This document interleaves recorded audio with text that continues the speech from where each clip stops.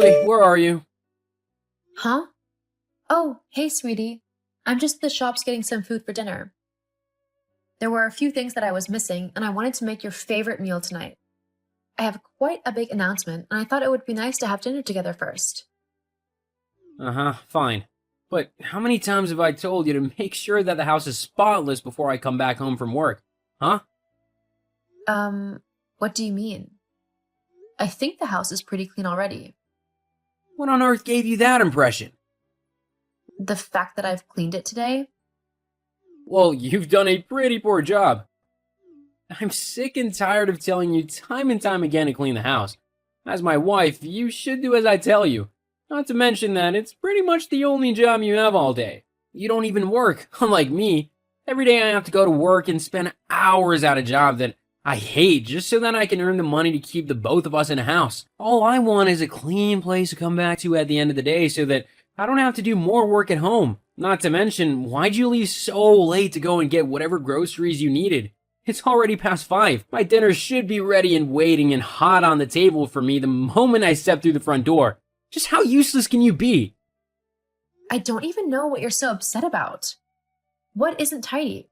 Because I know that I've cleaned the house today, so there's absolutely nothing for you to be mad about. Oh, you've tidied it all, huh? Then why is there a dirty plate and mug right by the sink? That doesn't scream tidy and clean to me. Oh my god. Is that seriously what you're complaining about? 2 items? And they're still right there, which proves that I'm right and you're wrong. You haven't cleaned today because if you had, they wouldn't be here. They have literally only just been used. I had a quick snack and a drink before going to the shop, and I just didn't have time to wash them up yet. I was going to do it when I got back. You're only saying that because you've been caught being a lazy slob. God, what kind of wife even are you if you can't even keep a house clean? If you actually stop being a drama queen for 1 second, you'd see that I've cleaned everything from top to bottom.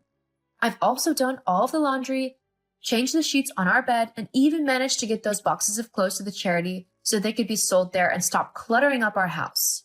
So I think you'll find that I've done a lot today, even though I've not been feeling too great and have actually been sick a couple of times today. Hang on a minute. What do you mean you've taken those boxes away? Why would you do that? Huh? Because we've been talking about donating those clothes for quite a while now, but we've never actually gotten around to doing it, even though we sorted out all of the things that we didn't want. I finally managed to get rid of them today. I had clothes in there that I still wanted.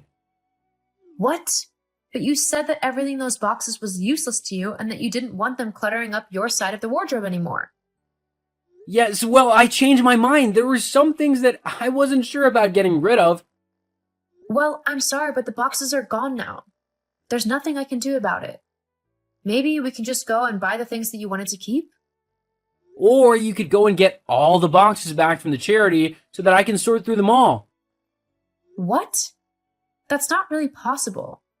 I don't think you can just go and take your donation back off of a charity. Not to mention that I don't particularly want to do that.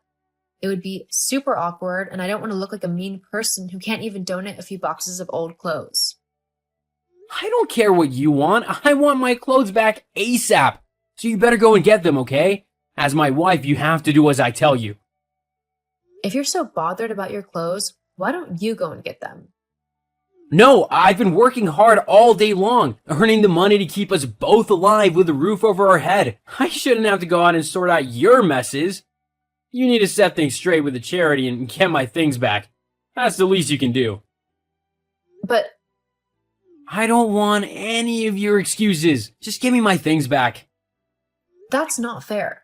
The only reason why I got rid of them was because you said that you were sick and tired of all the boxes in the way. I even asked if you were sure about everything you were getting rid of, and you said you were. You said to stop bothering you about it and to just get rid of it all. So I did. Well, you should have double-checked with me. And just so you know, I am definitely not going to get the stuff. That's your job as the wife. Well, I just called them up and they apologized, but the clothes have already been shipped to a different store. We can't get them back. Ugh, you're so useless. Just get back home and make dinner already. I'm starving. Yes, I'll be there soon. I've also got something to tell you, and hopefully it'll help turn this evening around. I don't see how that could happen, but whatever. Just hurry up. I'll see you soon. Oh, Millie, I heard the news. I can't wait to meet my grandchild. Susan? What did Paul tell you? Of course. Who else would? Oh, That's not a problem, is it? I mean, after all, Paul is my son, and he's going to be the father of the child. yes, I know. We just agreed not to tell anyone yet, as it's still early days and anything could happen. It's not uncommon for women to have miscarriages early into their pregnancies. I just didn't want to get people's hopes up in case something happens. Oh, don't be stupid. The only reason you'd have a miscarriage is if you don't do what you're supposed to do for the baby. You need to listen to me now, as I know what I'm doing. I'll make sure you give birth to a healthy child. First of all, you need to cut out all alcohol, sushi, coffee, and anything else that's bad for the baby. Although I suppose the pregnancy does explain why you've been getting fatter recently. I'm glad this is the reason, to be honest. I had been considering telling you to go to the gym. I can't have a fat daughter-in-law making my son look bad, you know? Excuse me? Did you just say I was getting fat?